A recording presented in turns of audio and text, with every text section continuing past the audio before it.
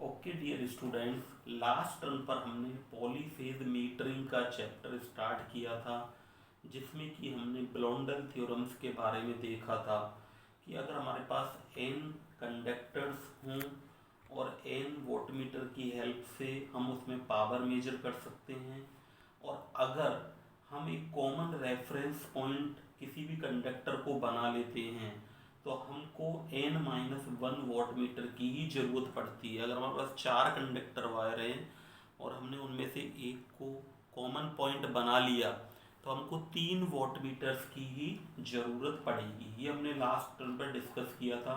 ब्लोंडल theorem important है, इसको आप कर लें। अब हम ये डिस्कस कर रहे हैं कि 3 वॉट मीटर, 2 वॉट मीटर और 1 वॉट मीटर को यूज करके how we can measure the power. तो मेजरमेंट ऑफ 3 फेज पावर, जैसा कि सिंगल फेज और 3 फेज दो तरह की पावर्स हो सकती हैं। जहाँ पर हमको कम लोड की ज़रूरत पड़ती है हम सिंगल फेज पावर को यूज करते हैं, जहाँ पर हमको ज़्यादा लोड की ज़रूरत है हम 3 फेज पावर को यूज करते हैं। घरों में जहाँ पर हमारे कम लोड होता है अबाउट 1 किलोवाट 2 किलोवाट, तो हम सिंगल फेज का कनेक्शन लेते हैं। जहाँ पर हमको ज़्यादा पावर की रिक्वायरमेंट होती है, हमारे पास ज़्यादा इलेक्ट्रिक इक्विपमेंट्स हैं, एसी, रेफ्रिजरेटर, हम सभी चीज़ों को यूज कर रहे हैं, घर बड़ा है, हमारे पास 5-6 किलोवाट के करीब हमारा कंजम्पशन एट ए टाइम हो सकता है, तो हम 3 फेज कनेक्शन लेते हैं। तो यहाँ पर जो हमारे सिलेबस में है कि 3 फेज में हम किस तरह से पावर को मेजर करेंगे using 3 watt meter method, using 2 watt meter method, using 1 watt meter method. तो सबसे पहले मैं 3 वॉट मीटर मेथड से हम देख रहे हैं कि this method is used for 3 phase wire system. It is most suitable form both for balance and unbalance star और डेल्टा कनेक्टेड लोड। तो यहाँ पर हमने ये स्टार कनेक्टेड लोड लिया हुआ है, ये हमारे पास 3 हमने फेजेज ली हुई हैं। अब हम इसमें देखेंगे कि हमने यहाँ पर हमारे पास 4 वायर हैं, एक हमने न्यूट्रल बना लिया, 1 2 3 3 वायर और हैं, 4 कंडक्टर वायर हैं, और यहाँ पर हम 3 वॉट मीटर की हेल्प से, जैसा कि ब्लोंडल थ्योरम में बताया हुआ है, उसकी हेल्प से हम पावर को मेजर कर रहे हैं। तो total instantaneous power consumed by load, इस लोड से जो टोटल पावर कंज्यूम होगी इस लोड में, दैट विल बी, क्या होगी पावर, फर्स्ट हमने लिया V1 I1 पर्टिकुलर फेज में, देन इसमें हमारा V2 I2 and V3 I3। तो हमने देखा कि V2 I2 इस पर्टिकुलर वॉट मीटर का पावर, V3 I3 ये वॉट मीटर मेजर करेगा, एंड V1 I1 हमारा ये वॉट मीटर मेजर करेगा। वॉट मीटर में हमने 2 कॉइल्स, हमने करंट कॉइल और प्रेशर कॉइल दोनों ले रखी हैं। तो इस तरह से हमारा जो टोटल पावर आएगा, तो वॉट मीटर फर्स्ट की हमारी reading P1 = V1 I1, that will be the reading of the first watt meter, P1 = V1 I1। इसी तरह से हमारा जो दूसरा वॉट मीटर होगा उसकी हमारी रीडिंग होगी P2 = V2 और I2, that will be the reading of the second what meter. और जो हमारा थर्ड वॉट मीटर है उसकी रीडिंग हमने ली V3 I3। तो टोटल जो हमारा पावर कंजम्पशन होगा इस स्टार कनेक्टेड लोड के लिए, that will be equal to the V1 I1 plus V2 I2 plus V3 I3, तीनों वॉट मीटर की रीडिंग का सम होगा। अब अगर हम इसको कैलकुलेट करते हैं तो sum of the watt meter reading is total instantaneous power consumed by the load. तो इस तरह से यहाँ पर ये बताया हुआ है कि हम अगर हमारे पास कंडक्टर वायर हैं तो हमने 3 वॉट मीटर को यूज करके हम इस तरह से पावर को मेजर कर सकते हैं।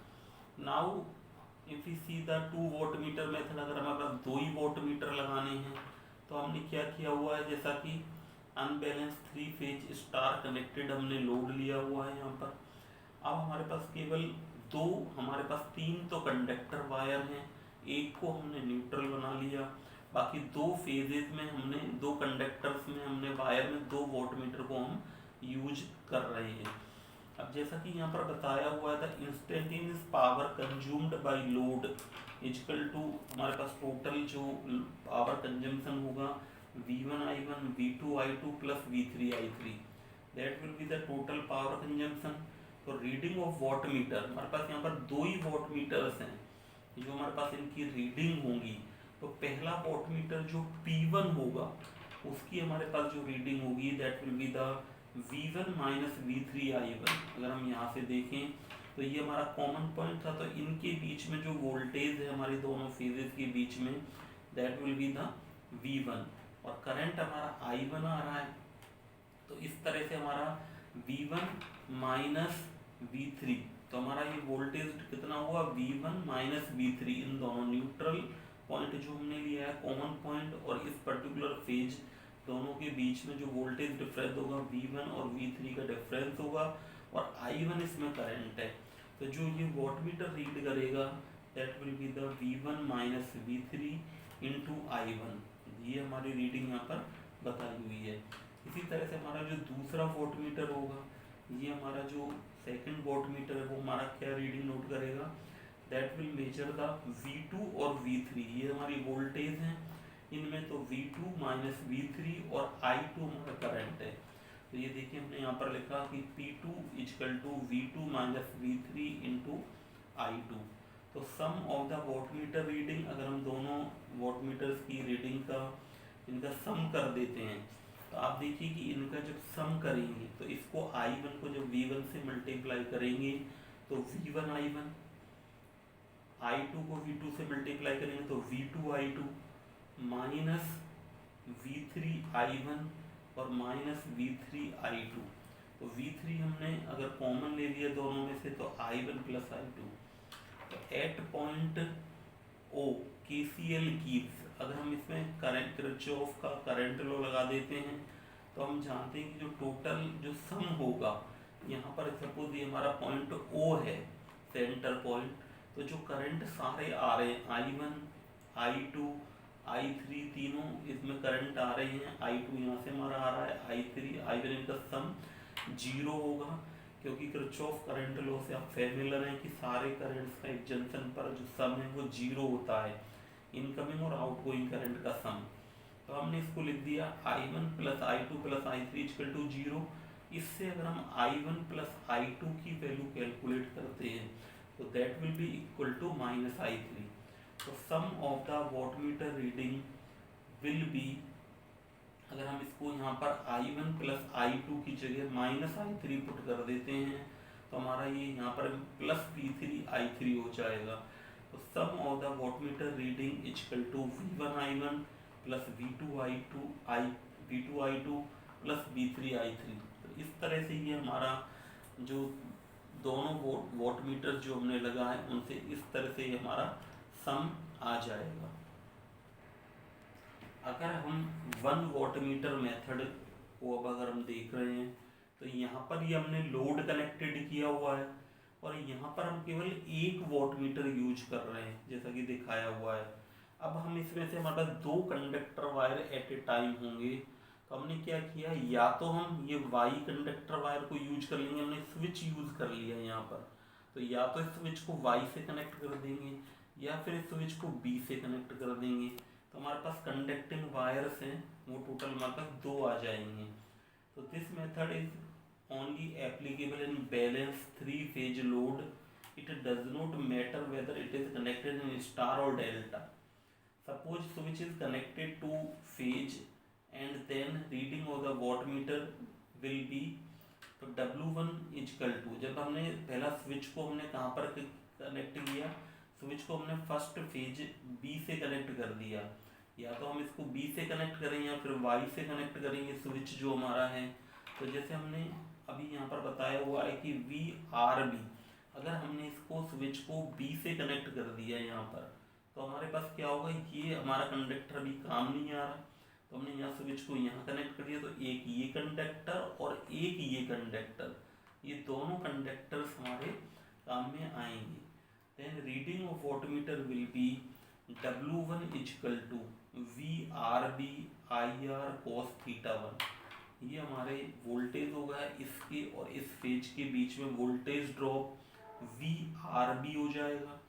और एंगल हमने इनके बीच का अगर थीटा ले लिया, then I R cos theta one, then I R cos theta one, that will be the output, हमारी पावर हो जाएगी first. And if the switch is connected to phase Y, अगर हमने इसको वाई के बीच में कनेक्ट कर दिया, अब हमने इसको इससे कनेक्ट कर दिया, तो इस केस में हमारी क्या होगी, पहले केस में हमारे पास ये वाला फेज और ये फेज काम में आ रहा था, तो इनके बीच का हमने एंगल जो काम में ले लिया और आई आर करंट काम में ले लिया। अब हमने क्या किया कि अब हमारे पास ये वाला फेज काम है, तो ये इनके बीच का जो एंगल है वो हमने यूज कर लिया, और हमारा जो आउटपुट आएगा that will be the W2 equal to Y R Y. अब देखिए हमने वी आर वाई किस किस के बीच में, वाई ये वाला और ये फेज, इन दोनों के बीच में वोल्टेज, तो इसको हमने लिख दिया वी आर वाई, और आई आर कोस थीटा टू, इसको इनके बीच के एंगल को हमने थीटा टू से इंडिकेट कर दिया। तो दैट इज द, ये हमारा ये सेकंड वोल्टमीटर की रीडिंग आ गई। तो अब the phasor diagram of this circuit consider V R as reference phase. हमने यहाँ पर जो वी आर है, अगर हम फेजर डायग्राम इसका ड्रॉ करते हैं तो हमने क्या माना कि जो ये हमारा एक रेफरेंस पेज है, इसके रेफरेंस में हमने ये एंगल है वो कंसीडर किए हैं। तो हमारा अगर फेजर डायग्राम हम बनाएं तो हम इसमें क्या लिख सकते हैं कि वी आर हमारा suppose V M sine omega T था, तो जो वी बी होगा और वी वाई होगा that is the V M sine omega T minus 120 ले लिया हमने वी बी जो हमने ले लिया वो माइनस 120, क्योंकि इन तीनों में 120 का डिफरेंस है। इसको हमने 120, इसको हमने रेफरेंस, इसको माइनस 120, इसको प्लस 120। तो इस तरह से जो हमारी तीन जो हमारी वोल्टेजेज होंगी फेजर डायग्राम में, तो वी आर वी बी और V Y equal to V M sine omega T, V M sine omega T minus 120, V M sine omega T plus 120, तीनों में 120 का डिफरेंस आ रहा है। इस तरह से हम अब वी आर वाई को अगर कैलकुलेट करते हैं, तो वी आर वाई को कैलकुलेट करने के लिए वी आर की वैल्यू हमारे पास क्या है, V M sine omega T, और हमने क्या कैलकुलेट किया है, we want to calculate V R Y, मतलब V R minus V Y. V R Y जो हमारा होगा आर और वाई के बीच में, तो वी आर और वी वाई दोनों, वी आर और वी वाई इन दोनों का डिफरेंस। तो यहाँ पर हमने वी आर क्या लिया, वी आर हमने V M sine omega T और V Y V M sine omega T plus 120 ले रखा है। तो ये हमने अगर इनकी वैल्यू यहाँ पर पुट कर दी, इसको अगर हम सॉल्व करते हैं तो हमारे पास cosine A plus B sine A minus B इस तरह का फॉर्मूला लगाकर, तो we can find the V M two cos इतना साइन इतना, ये हमारे पास आ जाता है। इसकी वैल्यू हमारे पास टोटल आ जाएगी -2√3/2 V M cos omega T plus 60। And इसी तरह से वी आर वी की जो वैल्यू है वो हमारे पास ये होगी, और वी आर वाई है वो हमने कैलकुलेट कर लिया। ये कैलकुलेट होकर हमारे पास जो वी आर बी की वैल्यू है वो ये वाली वैल्यू होगी हमारे पास वी आर बी की, और वी आर वाई हमारे पास ये आ गया। तो इनको तीनों फेजेस को हमने कैलकुलेट कर लिया। अब इनको अगर हम यहाँ पर प्लॉट करते हैं तो आप देखिए तीनों फेजेस, सबसे पहले हमने कैसे प्लॉट किया है, ये सबसे पहले हमने तीनों फेजेस ले ली। जैसे हमारा वी आर रेफरेंस वाला था, एक हमने दूसरा वी आर ले लिया, वी वाई ले लिया और वी बी ले लिया, तीनों फेज ले लिए। फिर हमने क्या किया, वी बी वी आर और वी वाई, इनसे थोड़ा सा हमने करंट ले लिए तीनों के। अब हम क्या करेंगे, वी बी का नेगेटिव उल्टा देखें तो माइनस वी बी, तो वी आर और वी बी इन दोनों का जो था हमारा वी आर बी हमने लिख दिया। इसी तरह से वी वाई का नेगेटिव हमने यहाँ पर ले लिया माइनस वी वाई, और इन दोनों का वी आर और वी वाई का डिफरेंस हमने यहाँ पर वी आर वाई लिख दिया। इसी तरह से हमने क्या किया, जो तीसरा हमारा फेज था उसका हमने यहाँ पर इसी तरह से इक्वलेंट वी आर बी लिख दिया हमने, और इसी तरह से हमने वी आर बाई लिख दिया। तो इस तरह से हम देखेंगे कि हम इसका फेजर डायग्राम में वो प्लॉट हम इसका कर सकते हैं। इनमें फेज डिफरेंस जो होगा तीनों में, जैसे ये हमने शुरू में हमने कंसीडर किया था वी आर और वी वाई, इनमें 120 का होगा और ये हमारा 16 टोटल 60 डिग्री का होगा, जिसमें 30 डिग्री है 30 डिग्री है, और यहाँ से यहाँ तक का हम देखेंगे तो दैट विल बी 120 डिग्री होगा। और आई वाई जो करंट है वो इसको लैग कर रहा है, वी वाई का करंट ये हो गया, आई वाई हो गया।